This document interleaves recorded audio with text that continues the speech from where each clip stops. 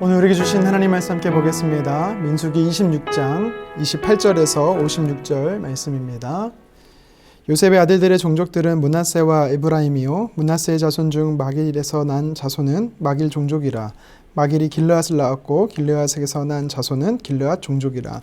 길르앗 자손은 이러하니 이에셀에게서 난 이에셀 종족과 헬렉에게서 난 헬렉 종족과 아리스엘에게서 난 아리스 종족과 세겜에서 난 세겜 종족과 스미다에게서 난 스미다 종족과 헤벨에게서 난 헤벨 종족이며 헤벨의 아들 슬로브앗은 아들이 없고 딸뿐이라. 그 딸의 이름은 말라와 노아와 호글라와 밀가와 디르사니. 이는 므낫세의 종족들이라. 계수된 자가 52,700명이었더라.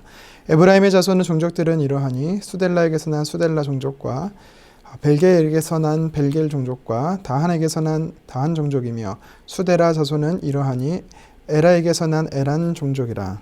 이는 에브라임 자손의 종족들이니 계수된 자가 32,500명이라.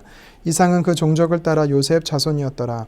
베냐민 자손의 종족들은 이러하니 벨라에게서 난 벨라 종족과 아스벨에게서 난 아스벨 종족과 아히람에게서 난 아히람 종족과 수부밤에게서 난 수부밤 종족과 후밤에게서 난 후밤 종족이며 벨라의 아들들은 아릇과 나아만이라. 아릇에게서 난 아릇 종족과 나아만에게서 나아만 종족이 났으니 이는 그들의 종족을 따른 베냐민 자손이라. 계수된 자가 45,600명이었더라. 단 자손의 종족들은 이러하니라.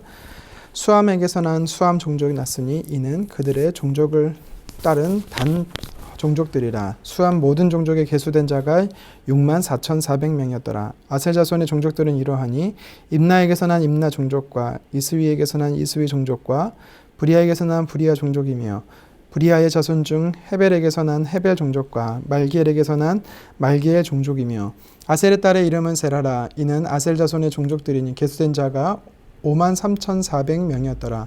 납달리 자손은 그들의 종족대로 이러하니 야셀에게서 난 야셀 종족과 군이에게서 난 군이 종족과 예셀에게서 난 예셀 종족과 실렘에게서 난 실렘 종족이라.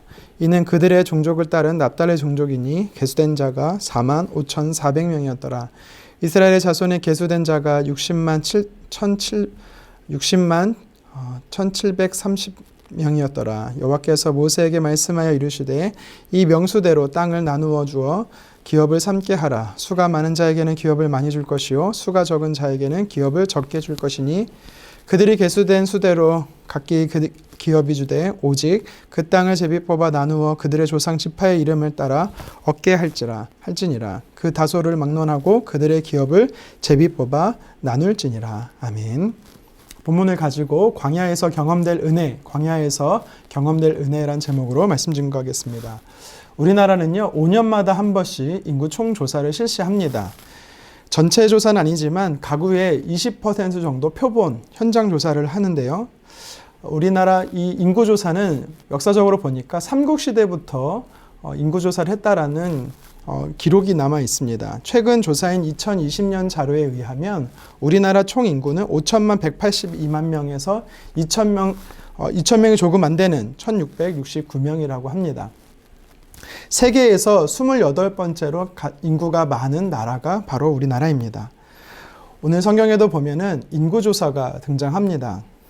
가나안을 향해 가는 이스라엘 민족이 광야에서 하는 두 번째 인구조사였습니다. 첫 번째는 민수기 1장에 등장하는데요. 시내산에서 율법을 받고 나서 본격적인 가나안 행진을 앞두고 했던 인구조사고요.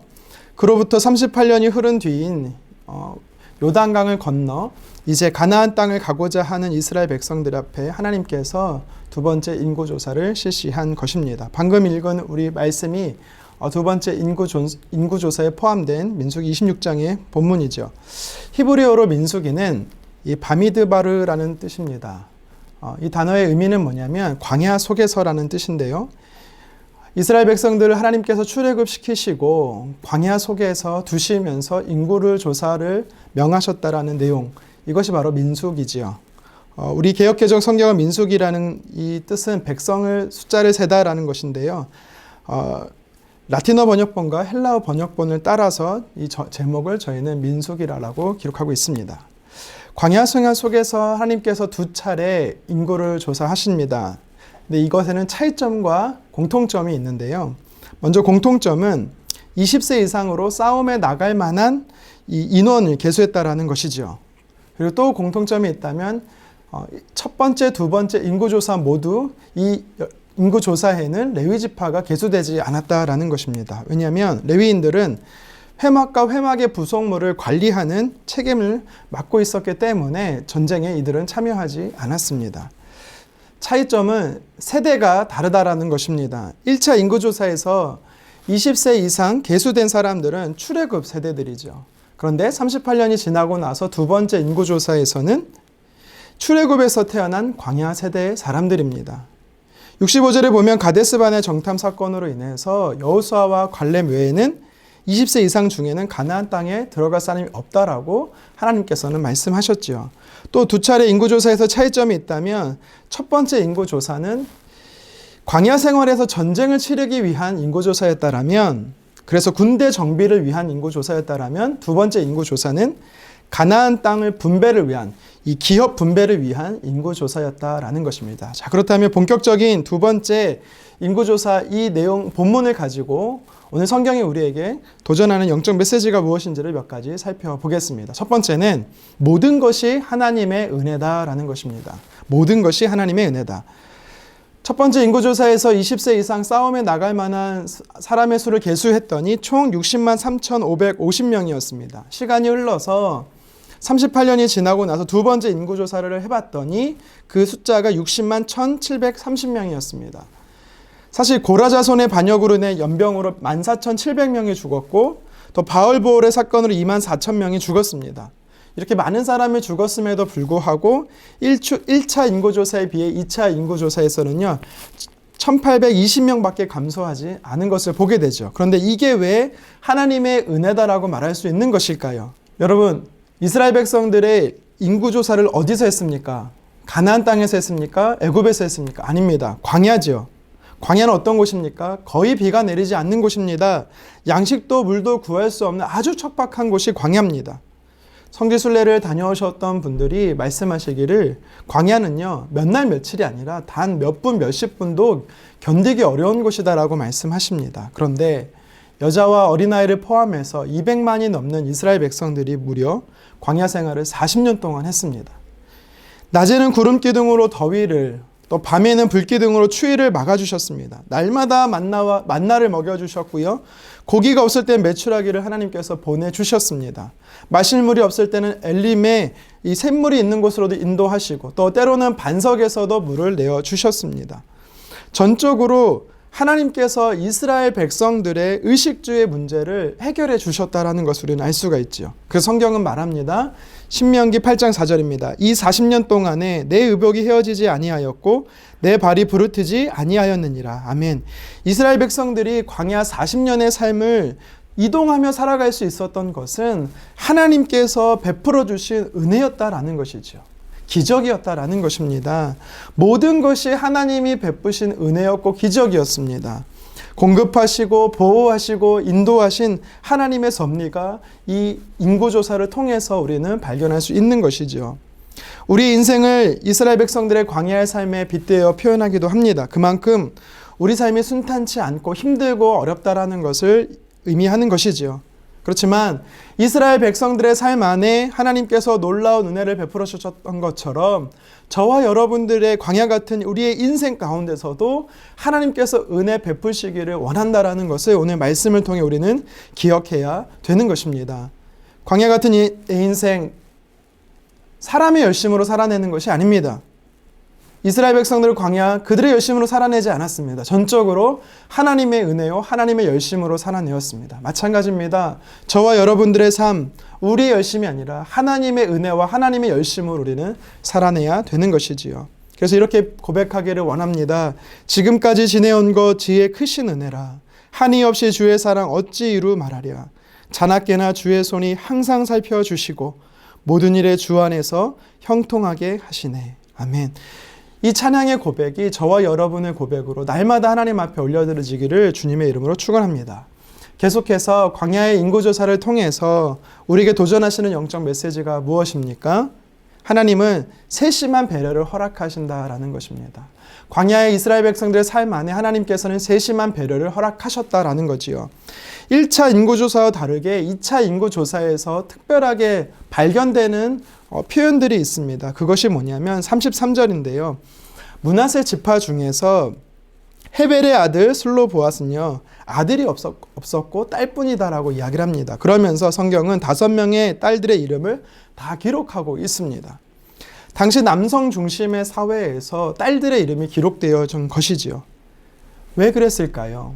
만약에 아들이 없다라는 것은요, 세대를 이을 수 없다라는 뜻으로, 다시 말해 가나안 땅의 땅 분배를 받을 수 없다라는 것을 의미하는 것입니다. 그래서 하나님께서는요, 여성들로만, 딸들만 있어도 그 대를 이을 수 있도록, 그리고 땅 분배를 받을 수 있도록 모세를 통해서 성경에 기록하도록 남겨두신 것입니다. 이것은요, 저와 여러분들의 삶 안에 하나님께서 얼마나 세심한 배려와 관심을 가지고 있는지를 우리에게 도전하고 있는 것입니다.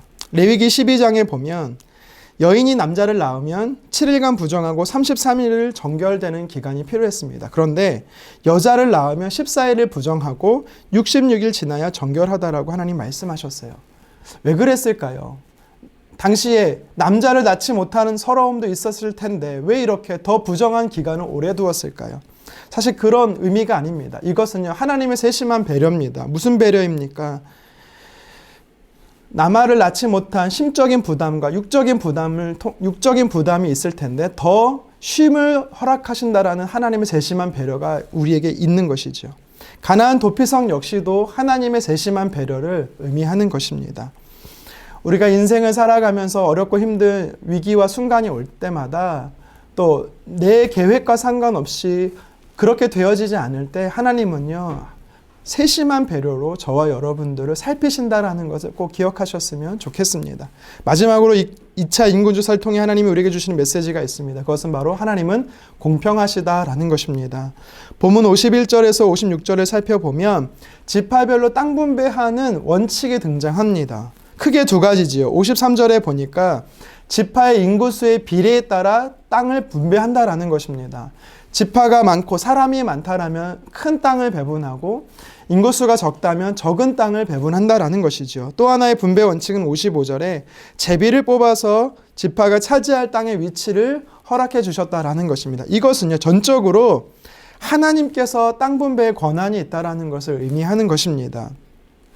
큰 지파에게 적은 땅에 돌아가지 않도록, 그래서 궁핍하게 되지 않도록, 또 반대로 작은 지파에게 큰 땅을 맡겨서 기업에 받은 땅을 잘 관리하지 못하는 일이 발생하지 않도록 하나님께서는 각 지파에 맞게끔 형편에 따라서 배분하셨다라는 것이죠.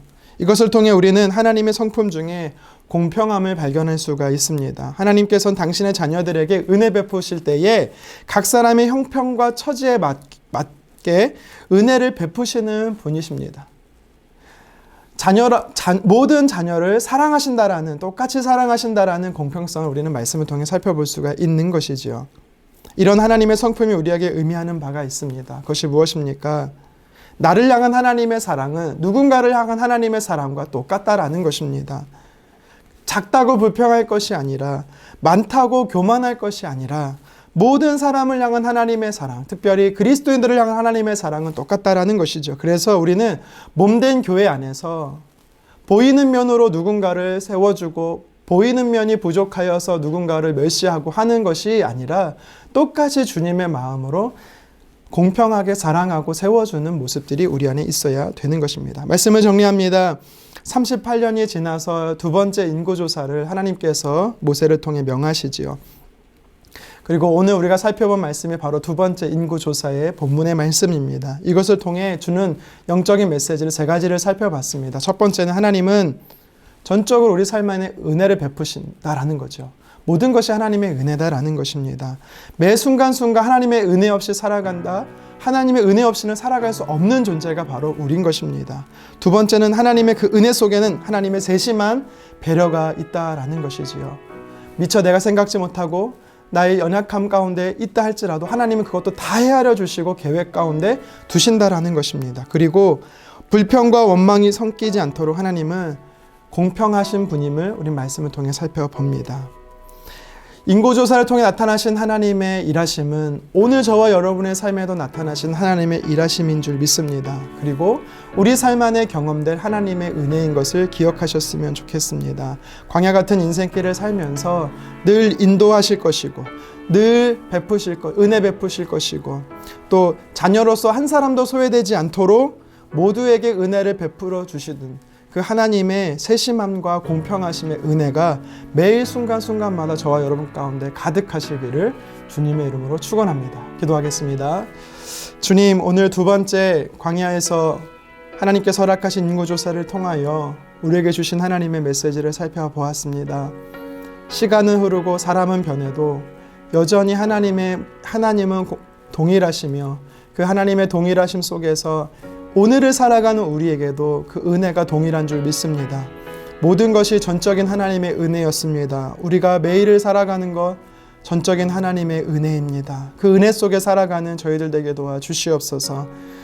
나는 내 자신을 헤아릴 수 없고 내 자신의 연약함을 하나님 아버지 다 감당할 수 없지만 하나님께서는 그런 우리의 연약함까지도 다 배려하시고 세심한 가운데 은혜를 베푸시는 좋으신 분이셔서 감사합니다. 뿐만 아니라 누군가에게 하나님의 사랑이 그 사람에게만 집중되는 것이 아니라 하나님의 자녀인 모두에게 우리에게 공평하게 사랑하시는 좋으신 분이셔서 감사합니다. 이 하나님을 사랑하는 성도님들이 매일 삶 가운데 순간순간 경험하고 체험하고 동행하게 도와 주시옵소서. 예수님의 이름으로 기도드립니다. 아멘.